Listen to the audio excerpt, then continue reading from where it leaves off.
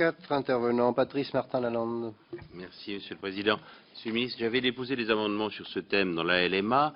Quand les premiers travaux de l'Observatoire des distorsions permettront-ils de corriger les distorsions les plus insupportables pour l'avenir de l'agriculture française, et en particulier comment, dans le PLF 2011, y a-t-il déjà pris en compte de cette préoccupation pour donner à nos agriculteurs les mêmes chances que leurs concurrents étrangers? Deuxième question, sur la maladie du bois qui touche, notamment l'ESCA, qui touche une part de plus en plus inquiétante de notre vignoble, je le vois en Loir-et-Cher.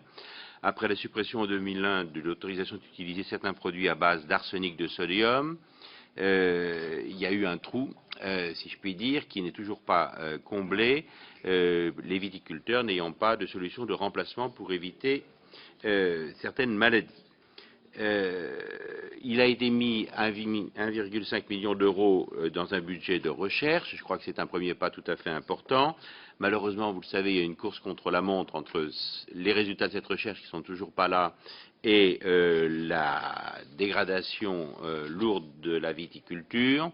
Je vous avais posé une question écrite sur ce thème-là. Est-ce qu'il est possible de préciser de quelle manière, avec les autres pays viticoles, nous allons mutualiser les recherches pour aller plus vite et ne pas laisser s'installer ce grave péril pour notre viticulture? Et d'une autre manière, est-ce qu'on peut mesurer l'impact positif et négatif de la décision d'interdire certains produits à base d'arsenic de sodium face à l'impact négatif du développement de la maladie du bois? Il y a des moments où on se pose la question si, au moins en termes de calendrier, il n'y a pas quelque chose qui a été manqué.